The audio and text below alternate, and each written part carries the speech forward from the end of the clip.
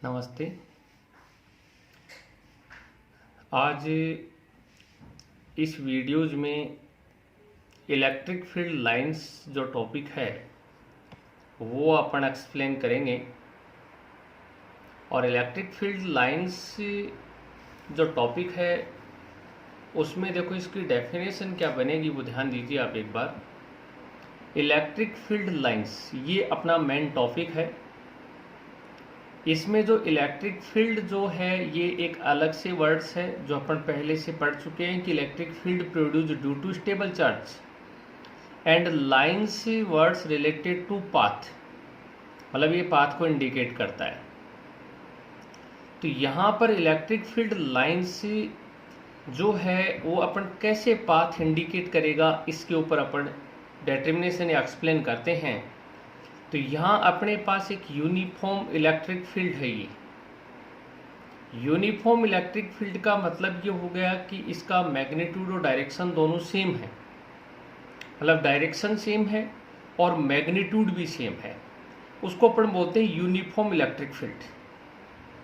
इस uniform electric field में अपने पास एक टेस्ट चार्ज क्यू नोट है और ये टेस्ट चार्ज क्यू नोट जो है वो अपन इस इलेक्ट्रिक फील्ड में प्रेजेंट करेंगे।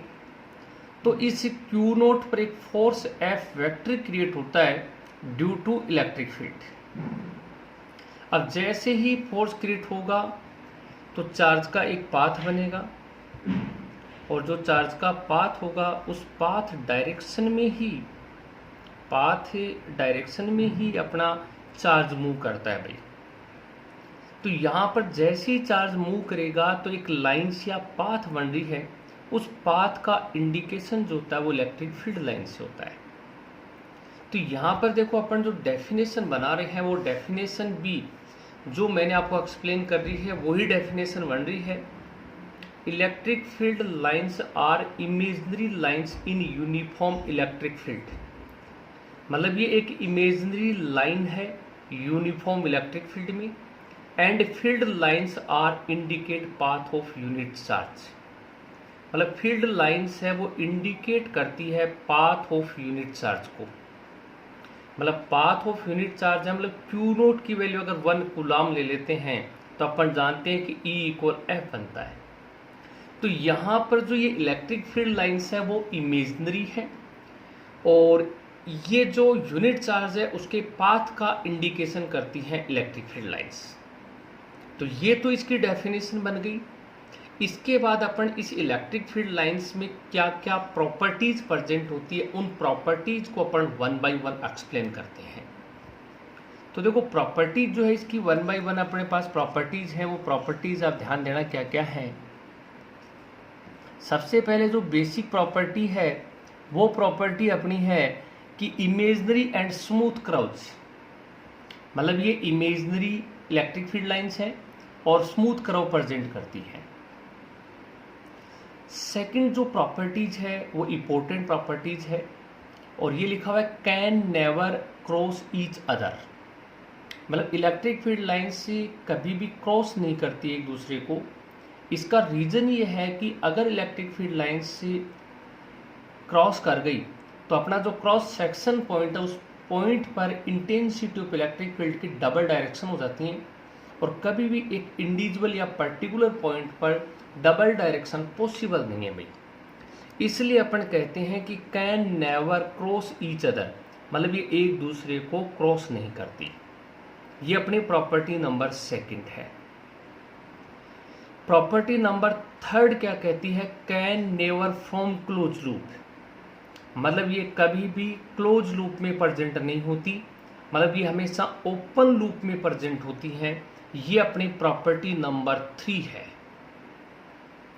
प्रॉपर्टी नंबर 4 क्या कहती है, इलेक्ट्रिक फील्ड लाइंस एंड और start normally at the surface of a conductor, मतलब ये जो कंडक्टर की सरफेस है उस सरफेस से नॉर्मल मतलब परपेंडिकुलर 90 डिग्री एंगल पर ही स्टार्ट होती है और 90 डिग्री एंगल पर ही एंड होता है। तो प्रॉपर्टी नंबर 4 अपन ने ये लिखी है कि इलेक्ट्रिक फील्ड लाइंस एंड और start normally at the surface of a conductor. ये प्रॉपर्टी नंबर 4 है अपनी। प्रॉपर्टी नंबर देखो 5 अपनी क्या कहती है, प्रॉपर्टी नंबर 5 पर अपन ध्यान देंगे। तो प्रॉपर्टी नंबर 5 जो है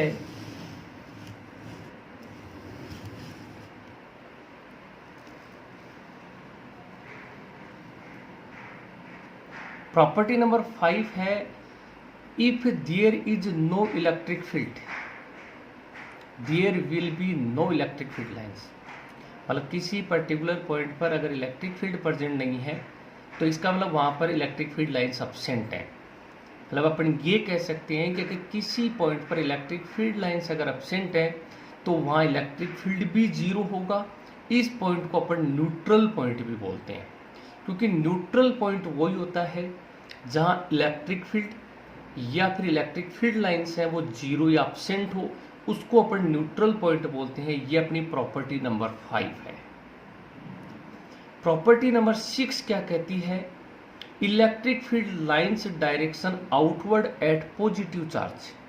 मतलब इलेक्ट्रिक फील्ड लाइंस की डायरेक्शन जो पॉजिटिव चार्ज पे आउटवर्ड होगी और नेगेटिव चार्ज पे इनवर्ड डायरेक्शन होगी।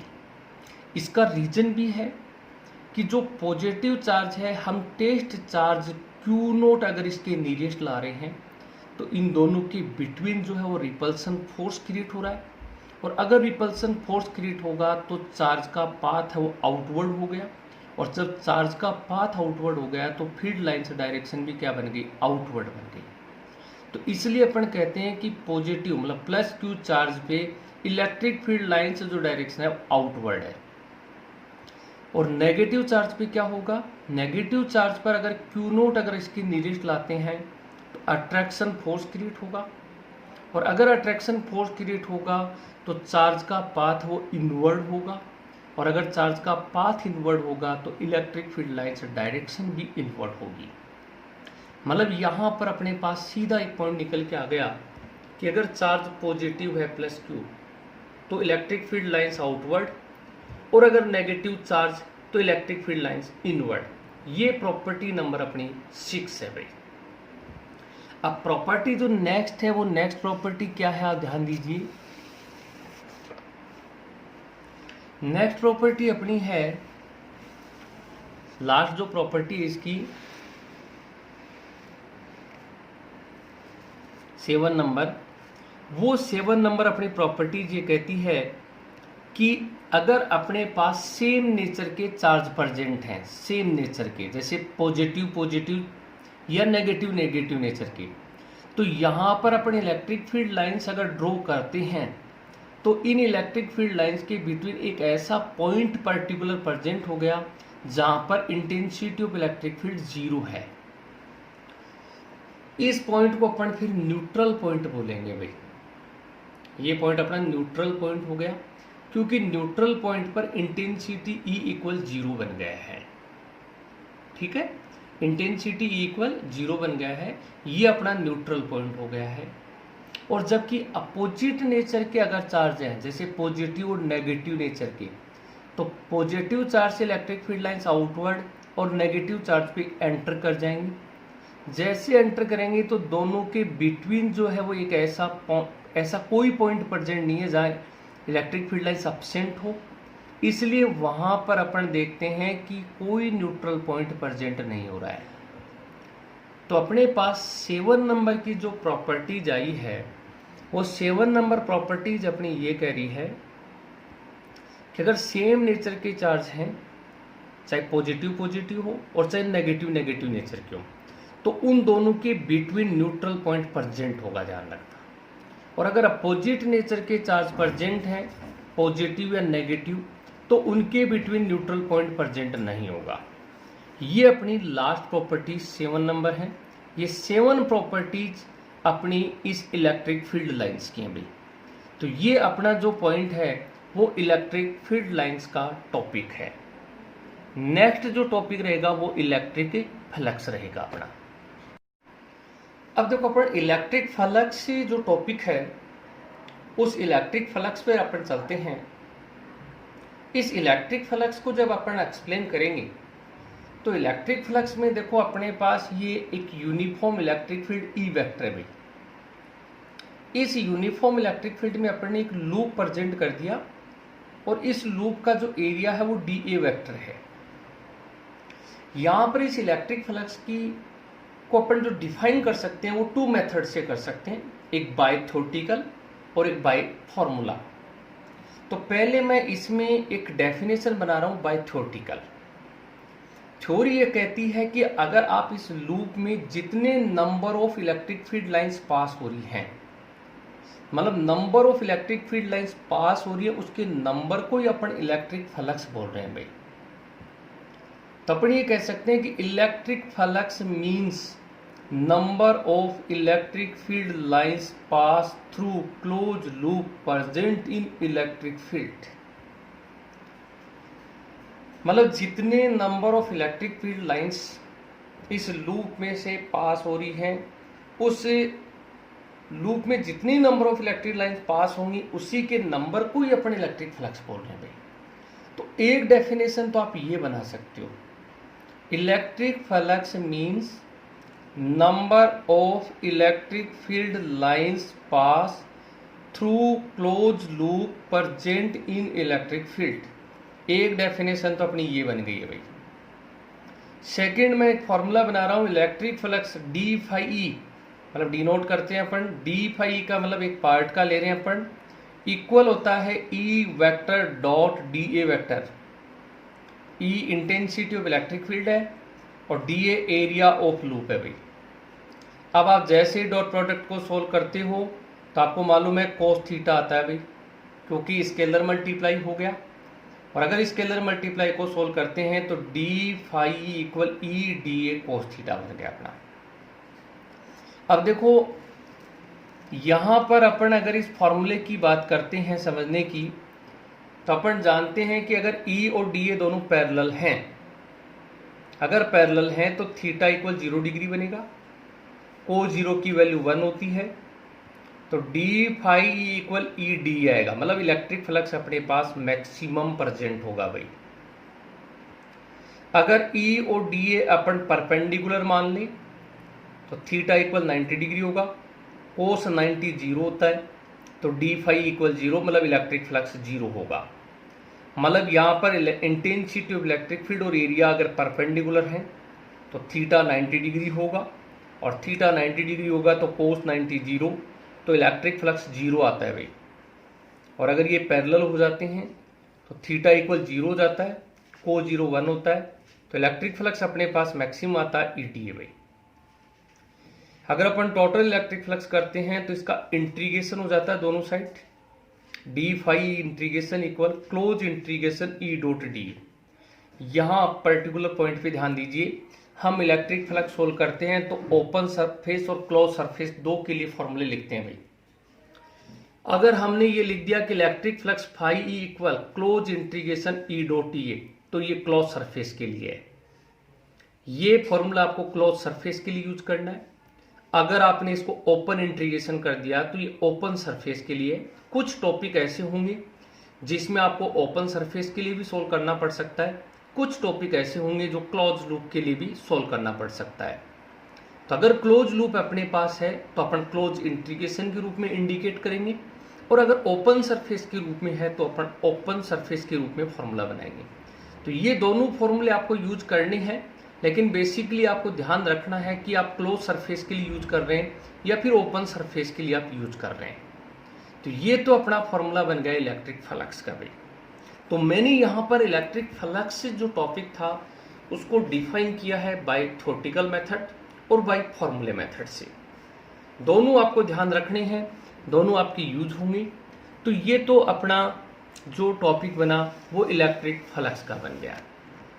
अब अपन अगर इलेक्ट्रिक फ्लक्स की बात करते हैं तो इलेक्ट्रिक फ्लक्स में जो बात पॉइंट टू पॉइंट चलते हैं तो इसमें कुछ बातें ऐसी आती हैं कि जैसे स्केलर क्वांटिटी है, वेक्टर क्वांटिटी है, सबसे पहले हमें ये ध्यान देना पड़ेगा। तो सबसे पहली जो बात आती है वो आती है कि इलेक्ट्रिक फ्लक्स स्केलर क्वांटिटी है भी। इलेक्ट्रिक फ्लक्स स्केलर क्वांटिटी मतलब डॉट प्रोडक्ट है, और अगर डॉट प्रोडक्ट को सोल्व करते हो तो आपको मालूम है इसका मैग्नीट्यूड स्केलर आता है, इसलिए अपन लिखते हैं कि electric flux are scalar quantity. Unit बनाओगे तो न्यूटन पर कूलम इनटू मीटर स्क्वायर बनेगी भाई, क्योंकि ई डॉट डी होता है। इंटेंसिटी ऑफ इलेक्ट्रिक फील्ड की यूनिट न्यूटन पर कूलम इनटू एरिया की यूनिट मीटर स्क्वायर हो जाएगी भाई। तो ये इसकी यूनिट बनेगी। थर्ड जो स्टेटमेंट लिखा है वो बहुत इंपॉर्टेंट स्टेटमेंट है, जिससे न्यूमेरिकल में यूज होने वाली बात है कि electric flux depend on charge. मतलब ये कंप्लीटली एक सीधा सीधा मैग्नीट्यूड ऑफ चार्ज पर डिपेंड करता है। अगर चार्ज पॉजिटिव नेचर का है तो इलेक्ट्रिक फ्लक्स प्लस में मिलेगा, और अगर चार्ज नेगेटिव है तो इलेक्ट्रिक फ्लक्स माइनस मिलेगा। प्लस और माइनस यहाँ डायरेक्शन को डिनोट नहीं कर रहे, क्योंकि हमने कहा था कि इलेक्ट्रिक फ्लक्स स्केलर क्वांटिटी है।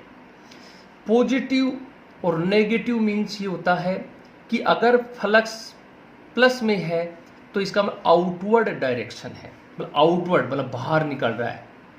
और अगर फाई नेगेटिव है तो इसका मतलब फ्लक्स एंटर कर रहा है इन लूप, एंटर कर रहा है। अगर एंटर कर रहा है तो चार्ज हमारे पास नेगेटिव नेचर का होगा, और अगर प्लस आउटवर्ड निकल रहा है तो इसका मतलब चार्ज पॉजिटिव नेचर का है।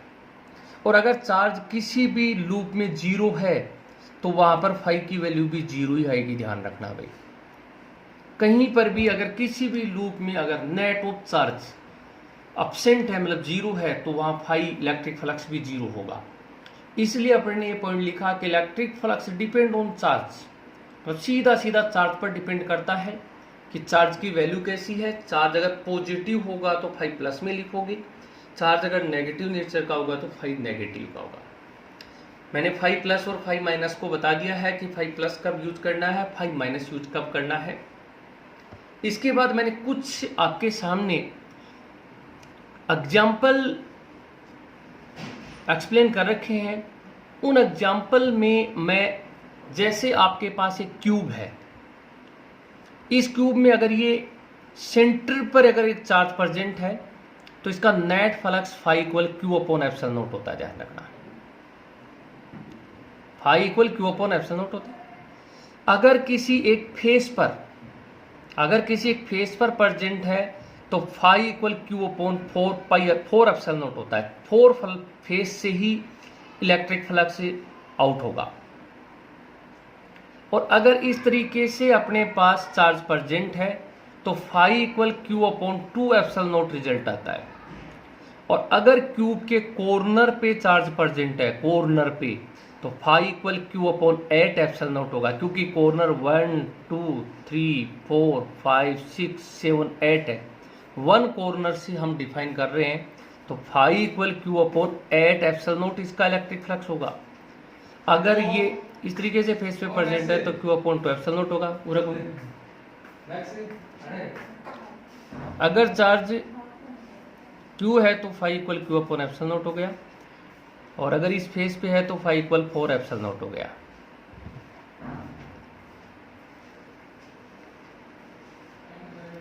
Electric dipole present in loop then electric flux zero. Electric dipole present in loop then electric flux zero, क्योंकि डाइपोल का टोटल चार्ज जीरो होता है भाई। अगर डाइपोल का टोटल चार्ज जीरो होगा तो Q equal zero, phi equal zero भाई। इलेक्ट्रिक फ्लक्स डेंसिटी की बात करते हैं तो डेंसिटी कैसे बनेगी, फॉर्मूले के अकॉर्डिंग ही बनती है, क्योंकि D phi equal E dot D A. अगर एरिया यूनिट है तो डी फाई इक्वल ई हो जाता है, क्योंकि इंटेंसिटी ऑफ इलेक्ट्रिक फील्ड वो वेक्टर क्वांटिटी है, इसलिए अपन लिखते हैं कि इलेक्ट्रिक फ्लक्स डेंसिटी वो वेक्टर क्वांटिटी में आता है भाई। तो ये अपना इलेक्ट्रिक फ्लक्स डेंसिटी पॉइंट है भाई। तो इलेक्ट्रिक फ्लक्स और इलेक्ट्रिक फ्लक्स डेंसिटी को अपन इस तरीके से एक्सप्लेन कर सकते हैं भाई।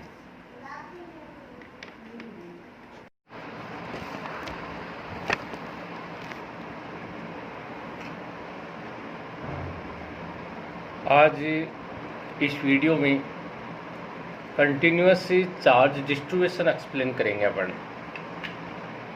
जो कंटिन्यूअस चार्ज डिस्ट्रीब्यूशन मीन्स क्या है, ध्यान देंगे अपन कि कंटिन्यूअस चार्ज डिस्ट्रीब्यूशन मीन्स होता है कि continue means regular distribute of charge it means continuous charge present at body and present charge distance minimum.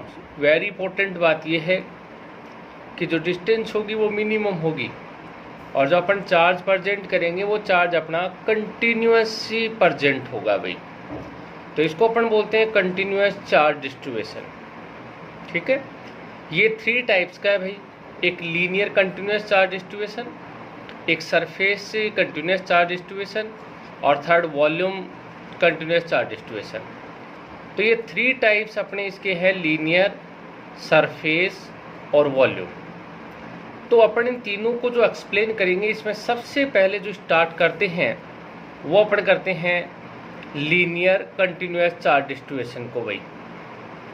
तो लीनियर मीन्स हो गया कि अगर अपना चार्ज किसी वायर, लीनियर वायर पर अगर प्रेजेंट है तो हम उसको लीनियर कंटिन्यूस चार्ज डिस्ट्रीब्यूशन बोलते हैं भाई। तो अपन देखो इसमें ये लिखा है, it means charge present at linear wire. अगर लीनियर वायर पर चार्ज प्रेजेंट है तो ये लीनियर कंटिन्यूस चार्ज डिस्ट्रीब्यूशन है भाई। जैसे अपन ने लीनियर चार्ज डेंसिटी का एक फॉर्मूला लिखा है, ये लीनियर चार्ज डेंसिटी का सिंबल लैम्डा होता है। Lambda equal q by L होता है भाई। क्यू चार्ज है, चार्ज की यूनिट कूलाम होती है, आप जानते हो। लेंथ है, लेंथ की यूनिट मीटर होती है। तो अगर अपने वायर की लेंथ कंप्लीट एल है और जिस पर अगर कंप्लीट चार्ज क्यू है तो linear charge density lambda equal q by L होता है भाई।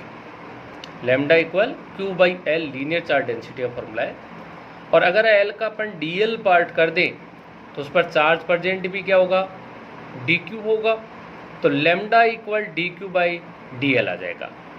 तो ये लीनियर कंटिन्यूस चार्ज डिस्ट्रीब्यूशन का मतलब यही हुआ कि भाई अगर अपना जो चार्ज है किसी भी लीनियर वायर पर या लाइंस के रूप में अगर प्रेजेंट है तो उसको लीनियर कंटिन्यूस चार्ज डिस्ट्रीब्यूशन बोलते हैं अपन।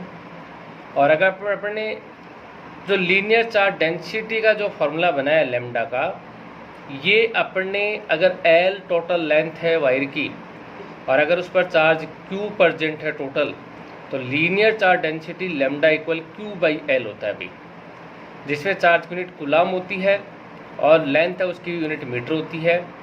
तो अपन lambda equal q by l भी अपन लिख सकते हैं। तो ये तो अपन ने इस तरीके से तो इसको लीनियर चार्ज डेंसिटी को सोल्व कर लिया। अब अपन इसके अकॉर्डिंग देखो फोर्स सोल्व करेंगे भाई। फोर्स कैसे सोल्व होगा ध्यान देना आप एक बार। फोर्स जो सोल्व होगा वो अपना अकॉर्डिंग टू टॉपिक ही सोल्व होगा। कि जैसे अपन ने ये मान लिया कि एक वायर है, इस वायर की टोटल लेंथ एल है और इस पर चार्ज अपन ने ये लिखा है एल, लेंथ एल है और चार्ज क्यू है। तो यहाँ पर अपन ने इस वायर का एक डीएल पार्ट ले लिया। इस डीएल पार्ट पर ये चार्ज डी क्यू प्रेजेंट है भाई, और इस डी क्यू से जो अपनी आर वेक्टर डिस्टेंस है, इस आर वेक्टर पे ये चार्ज क्यू नोट प्रेजेंट है। क्यू नोट पर इस चार्ज क्यू नोट पर फोर्स क्रिएट हो रहा है D F due to charge D Q. भाई फोर्स क्रिएट हो रहा है D F vector at charge Q naught due to force D Q. R cap direction में है। आर कैप डायरेक्शन का मतलब ये हो गया कि जो फोर्स की डायरेक्शन है वो इन डिस्टेंस डायरेक्शन है। डिस्टेंस डायरेक्शन है तो अपन यहाँ पर वेक्टर फॉर्म भी कर सकते हैं, और अगर अपन डायरेक्शन निकालेंगे तो आपको मालूम है कि यहाँ दोनों चार्ज अपने सेम नेचर के हैं, तो अपने पास जो फोर्स नेचर होगा वो रिपल्सन नेचर का होगा, आप जानते हो। तो अपन अकॉर्डिंग टू कूलम्ब्स लॉ के सोल्व करते हैं। तो कूलम्ब्स लॉ के अकॉर्डिंग आपको मालूम है यहाँ फोर्स डी एफ इक्वल के क्यू नॉट और डी क्यू दूसरा चार्ज है अपॉन आर स्क्वायर। देखो एक चार्ज ये रहा डी क्यू और एक चार्ज ये क्यू नॉट है। इन दोनों के बिटवीन जो डिस्टेंस है वो आर वेक्टर आप देख रहे हो। तो अपने पास according to Coulomb's law force d F equal के Q naught d q upon are square हो गया भाई। अब अपन जानते हैं कि lambda equal d q upon d l था, तो d q equal lambda d l आ गया। तो डी एफ इक्वल के क्यू नोट, इस डी क्यू की वैल्यू पुट कर रहा हूँ मैं lambda d L upon are square. अब अपन इसका इंटीग्रेशन करेंगे, टोटल हो जाएगा। जब टोटल करेंगे तो टोटल फोर्स में अपन दोनों साइड अपने इंटीग्रेशन कर दिया, तो डी एफ का तो इंटीग्रेशन करने पर एफ आ गया, इक्वल कांस्टेंट जो है वो इंटीग्रेशन से बाहर आ जाएंगे भाई, के बाहर आ जाएगा, क्यू नोट टेस्ट चार्ज है जो फिक्स होता है बाहर आ जाएगा common, lambda linear charge density है फिक्स है, और अपना इंटीग्रेशन में जो रह जाएगा वो D L upon are square रह जाएगा भाई। तो ये अपने पास टोटल फोर्स होगा चार्ज क्यू नोट पर ड्यू टू लीनियर वायर, जिस पर अपना टोटल चार्ज क्यू है। तो एफ इक्वल के Q naught lambda integration D L upon are square. तो ये अपना फोर्स हो गया इस चार्ज क्यू नोट पर due to complete wire linear wire, जिस पर अपना चार्ज टोटल क्यू है भाई। तो ये अपना फर्स्ट जो कंटिन्यूअस चार्ज डिस्ट्रीब्यूशन में लीनियर चार्ज डिस्ट्रीब्यूशन है। और अगर अपना एक टॉपिक फर्स्ट टॉपिक अगर अपने समझ में आ गया तो अपन ऐसे ही सरफेस और वॉल्यूम चार्ज को भी अपने एक्सप्लेन कर सकते हैं। तो ये तो अपना फर्स्ट हो गया। सेकंड अपना जो रहेगा वो रहेगा वॉल्यूम, पहले अपन लेंगे सरफेस को।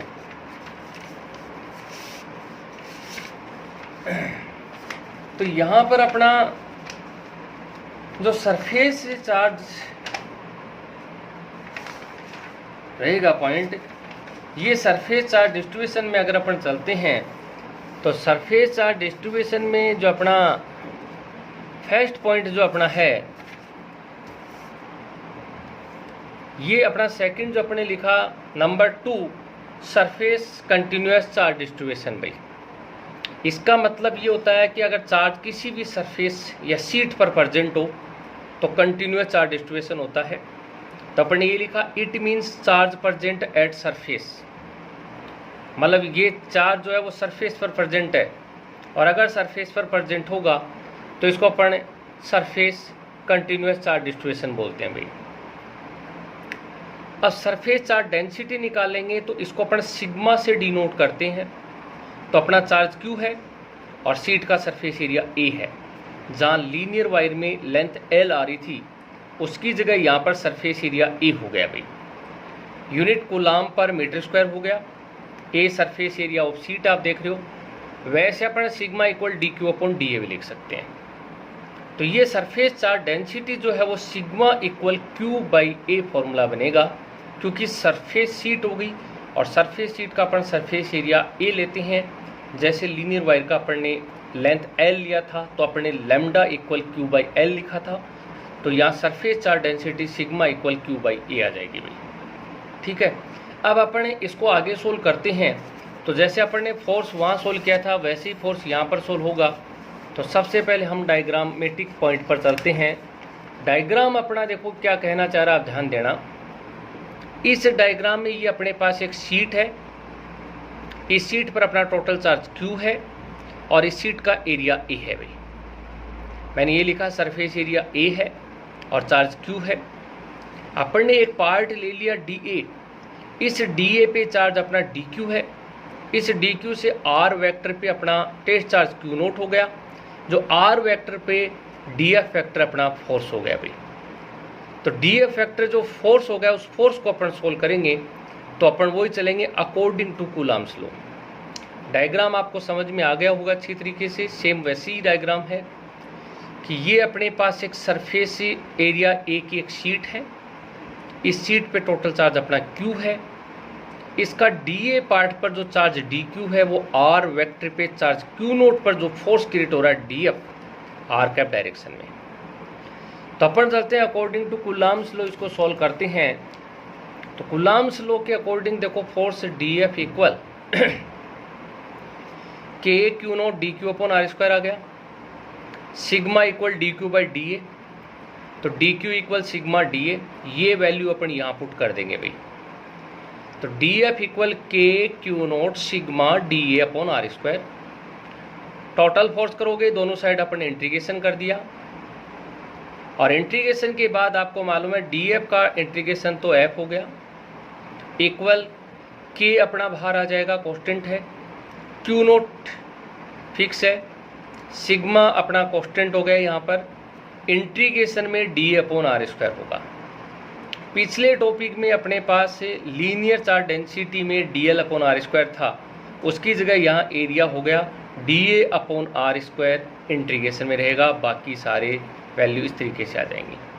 तो ये अपना टोटल फोर्स एफ है इक्वल के Q naught sigma integration D A upon are square, total force at test charge Q naught due to sheet. तो ये अपना second point surface charge distribution है। अब अपना एक पॉइंट और रहेगा थर्ड, वॉल्यूम चार्ज डिस्ट्रीब्यूशन। तो वॉल्यूम चार्ज डिस्ट्रीब्यूशन देखो क्या है, ध्यान देना आप। वॉल्यूम चार्ज डिस्ट्रीब्यूशन को अगर अपन सॉल्व करेंगे तो वॉल्यूम चार्ज डिस्ट्रीब्यूशन का मतलब ये हो गया कि चार्ज अगर किसी वॉल्यूम पे प्रेजेंट है उसको वॉल्यूम चार्ज डिस्ट्रीब्यूशन बोलते हैं भाई। तो अपन ये लिखा it means charge present at volume, मतलब अगर वॉल्यूम पे प्रेजेंट है तो वॉल्यूम चार्ज डिस्ट्रीब्यूशन होगा भाई। वॉल्यूम चार्ज डेंसिटी को अपन रो से इंडिकेट करते हैं भाई, रो है RHO, rho equal Q by V, volume बन गया। लीनियर में लेंथ L आ रहा था, सरफेस में एरिया A आ रहा था, वॉल्यूम में वॉल्यूम V हो जाएगा। तो rho equal Q by V, unit coulomb per metre cube, volume की यूनिट आप जानते हो मीटर क्यूब होती है, वैसे rho equal DQ upon DV हो गया। डायग्राम को आप समझना अच्छी तरीके से, डायग्राम क्या कहना चाह रहा है अपना। ये अपने पास एक स्फीयर है, इस स्फीयर का टोटल वॉल्यूम V है और इस पर चार्ज Q प्रेजेंट है भाई। मैंने ये एक dV पार्ट ले लिया, इस dV पार्ट पे चार्ज dQ है, इस dQ से R वेक्टर पे चार्ज Q नोट प्रेजेंट है।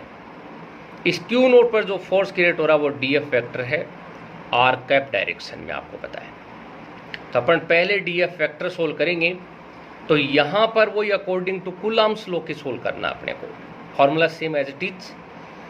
DF इक्वल के Q naught DQ upon are square आ गया, रो इक्वल आप जानते हो DQ अपॉन DV, ये लिखा हुआ, रो इक्वल Q बाई V की जगह DQ अपॉन DV भी लिख सकते हैं अपन, इन दोनों का रेशो बात एक ही है, सेम है, क्योंकि density volume charge density fix रहती है, डिपेंड करेगी मैटर पे। तो यहाँ पर अपने DQ इक्वल रो DV की value, DQ equal rho DV की वैल्यू यहाँ पुट कर देंगे अपन। तो DF इक्वल के Q naught rho DV upon are square, अपने पास फॉर्मूला आ गया। DF इक्वल के Q naught rho DV upon are square, formula बन गया। तो अपन क्या करेंगे, यहाँ टोटल करेंगे, इंटीग्रेशन कर दिया दोनों साइड, तो अपने पास F इक्वल के Q naught rho integration DV upon are square, अपने पास फॉर्मूला बन गया भाई। F इक्वल के क्यू नॉट रो इंटीग्रेशन में आप देख रहे हो DV अपॉन आर स्क्वायर आ गया, मतलब V वॉल्यूम हो गया। तो ये अपने थ्री टाइप्स के चार्ज डिस्ट्रीब्यूशन थे कंटिन्यूअस, जो लीनियर मतलब इट मीन्स वायर पे प्रेजेंट, सरफेस मतलब शीट पर प्रेजेंट, और वॉल्यूम का मतलब एक वॉल्यूम सरफेस मतलब एक स्फीयर वॉल्यूम पे प्रेजेंट हो। तो ये तीनों टाइप्स जो है वो कंटिन्यूअस चार्ज डिस्ट्रीब्यूशन है। और कंटिन्यूअस चार्ज डिस्ट्रीब्यूशन मीन्स मैंने आपको बताया कि वायर पे अगर किसी भी बॉडी पे अगर चार्ज कंटिन्यूअस या रेगुलर प्रेजेंट हो, but distance minimum between present charge, distance minimum होनी चाहिए। और इसमें जो मैंने थ्री टाइप्स के जो बेसिक बनाए बड़े सिंपल से हैं, अगर एक आपके समझ में आ गया तो दोनों तीनों समझ में आ जाते हैं। लीनियर मतलब वायर से रिलेटेड है, सरफेस मतलब शीट से रिलेटेड है, और वॉल्यूम रिलेटेड टू वॉल्यूम से।